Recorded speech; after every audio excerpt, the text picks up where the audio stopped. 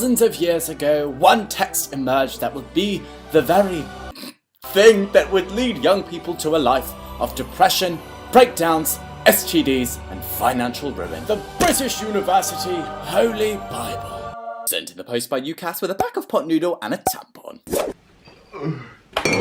Good morning, slags. Goodbye, one and only friend. Good morning, slaggerinos. Yes, uni is a thing. Welcome back to another video on my channel, also known as channel. This is going to be 24 hours, a day in the life, essentially, of a British university student on the edge of collapse. Yep. Normally I just don't fuck with today because it's such a disgustingly busy day. But I figured I would bring you guys along because I have a lecture, a library sesh, another lecture, a seminar, a film screening. Then I have to get a train 130 miles home to Essex. And then tomorrow I'm going to Heathrow Airport to pick up my boyfriend who lives in Los Angeles. And I feel great. Like I could go another 20 years or more. not only fucking that. First deadline is tomorrow, second deadline is next Friday, and Lord, we're behind. Gotta do it, you gotta do it. If you get the clap, you get the clap. I don't want to call myself Theresa May, but I do feel like I'm kind of leaving this bit last minute.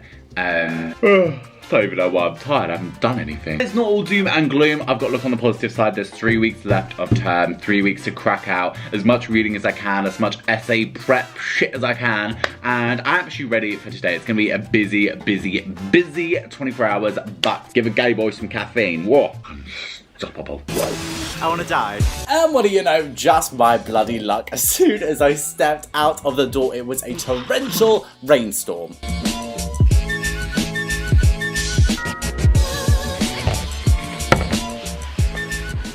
Morning. Literally a wet rat.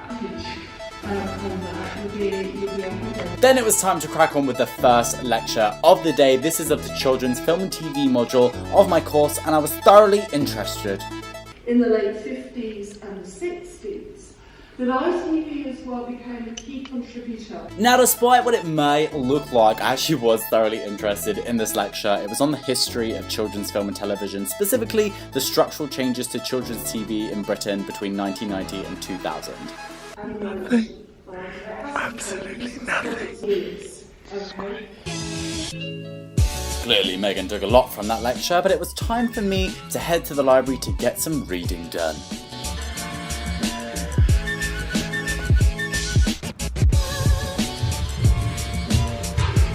Okay guys, so quick library session before the next lecture / seminar, whatever the fuck it is.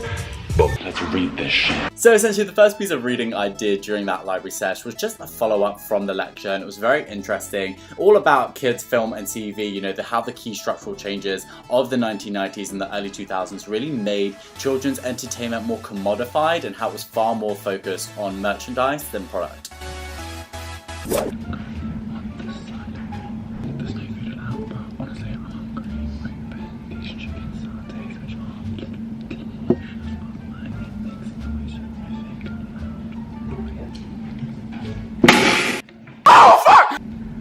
Then my gay ass looked up and saw the librarian.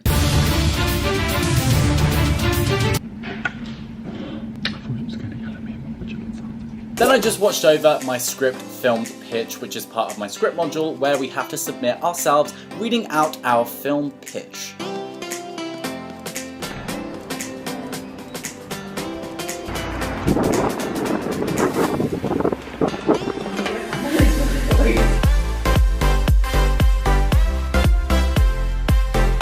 So this was a follow-up to the children's lecture. This was a children's film and TV seminar, and this was so useful because we went over essay questions for the essay I'm working on now, and yeah, loved it. Bye. So then my next lecture of the day was my Representing Difference lecture. In this module we talk about how media has represented race, sexuality and gender all throughout history. But this particular lecture was more of a seminar where we went over essay questions. So I picked my question, and in my spare time I reapplied for my student finance next year. Shat myself. And when it comes to the prospect of repayment, I'm just like, I don't see it happening though, I just don't see it happening.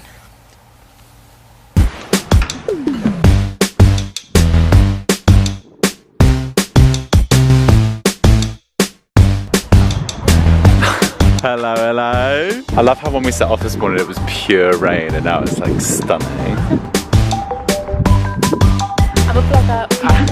Bit, come for my brand. If we're trying, yeah, we're breaking free. I like sitting on my own lectures, thank you very much. Yeah, get away. Thank you. The best part about this film screening on a Tuesday is that the lecturer brings us free food. Brownies. Brownies, how many do we typically eat? Like 5. In the region of 5. And then here, Megan and I were watching this girl literally have a seizure about signing the bloody register. There are too many loans. After the film screening, we were southbound. Let's ride. Let's ride. Oh my god. Look how fucking windy it is. Let's ride. Oh my god. Let's ride.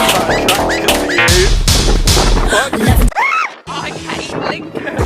Get me down south immediately.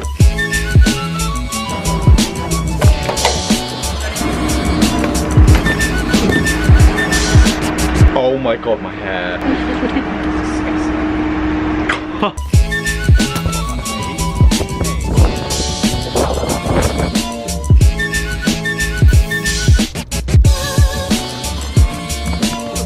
Oh, you guys.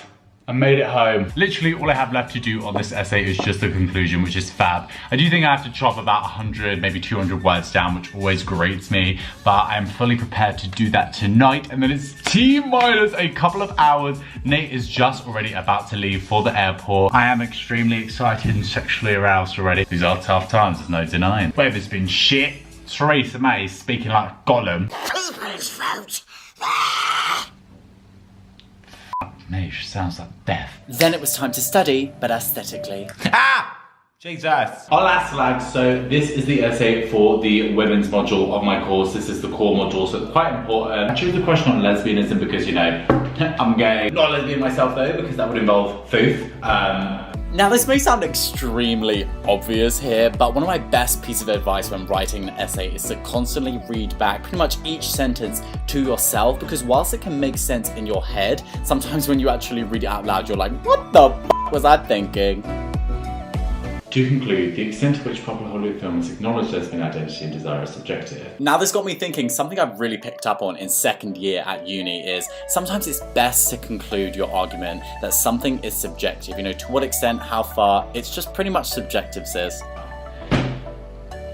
Holy shit, I think I'm done. I'm ready to submit this shit. Hey, Jesus, that essay caught me, but I came back, bitch. I zombified that shit. But it feels good to be done. Alright, slags, so a little bit of an update. I'm looking at my Sky Scanner and Nathan is currently in the air. He gets hit in a few hours time. Also, what adds another level of excitement or, you know, dimension to Nathan arriving this time is that I have organized, like the bitch did shit this time. I actually organized a surprise for Nathan. He has no idea what it is and I am extremely, this is like the biggest thing I've ever done. I'm extremely excited. It's very romantic. It did break the bank, but to be fair, there was nothing to break to begin with. If anything, you know, it just further dented the overdraft. I've been teasing Nathan. He thinks he knows what it is, but he has absolutely no idea. And I'm so excited for you guys to know what I got him as well. So make sure you keep watching until the end of the video. I want to film his reaction, but I'm not going to be too like with the camera tomorrow because I know what the feeling is like when you step off a long haul flight. You literally just want to die. Fully prepared. I feel like I'm waiting for Santa's sack. I'm wide already.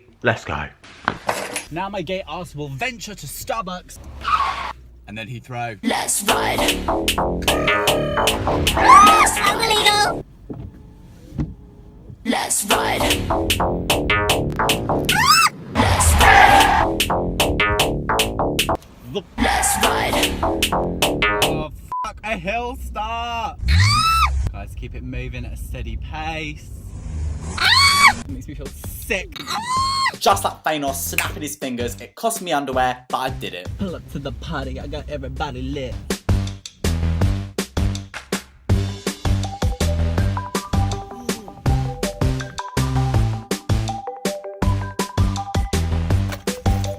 Okay, you guys, I finally made it to the airport. I almost died 1,000,005 times on the way here, but I made it. I'm here queer, and I'm ready to pick up my other queer. Hope he likes the flowers. And yeah, I feel like a little kid the night before Christmas. Like, I am so excited. So I'm already pissed because the wind just destroyed my bouquet.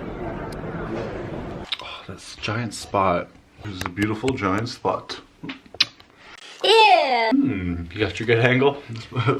Every angle's a good angle, Bubba. Ew. What is up, you guys? So I picked up the beautiful Nathaniel at the airport. I didn't want to film straight away because obviously he's just got off a long haul flight. I have his surprise in this envelope. I'm gonna capture Nathan's reaction right now. I'm not good at this. Oh my god, this is stressing me out. How to respond?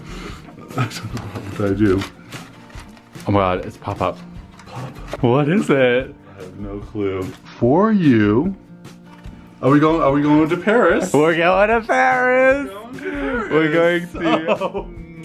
going to Paris on a day trip, a luxury trip to Paris. I have arranged for us. We are gonna have dinner in the Eiffel Tower with champagne. And yeah. Thank you. I'm sorry, I was so confused. I was like, it's the Eiffel Tower. But I was like, bitch, that pop-up card was half of the money I I'm like, spent. what does this mean? For you, like, for Is you? there something inside of it? The Eiffel Tower does give it away. Well, no, but I saw the Eiffel Tower, but I was trying to put it together because I didn't actually think you were bringing me to Paris. I am my own sugar daddy. I mean, I think let's dispel the rumors right now. Can't bloody wait to whip out my French GCSE letter. Hola. No, I'm not even missing uni for it, so, you know, no more bereavements, you know, when I'm in the Bahamas. Weirdly, when I think about it, I started these 24 hours very much so on the edge and on the verge of a breakdown. Everything's just getting a bit much in terms of deadlines, in terms of stress, in terms of just like workload at uni. But I leave these 24 hours feeling inspired, motivated, and in love. Don't make me sick. Hey, Nay, what's French for cock? Thank you guys so much for watching this week's video. If you enjoyed it, please give it a thumbs up. Be sure to subscribe and share this video. Make sure you're following me on all of my social media. The links will be in the description bar below. Thank you guys again, and I'll see you sexy people at some point next week. Thank you and goodbye.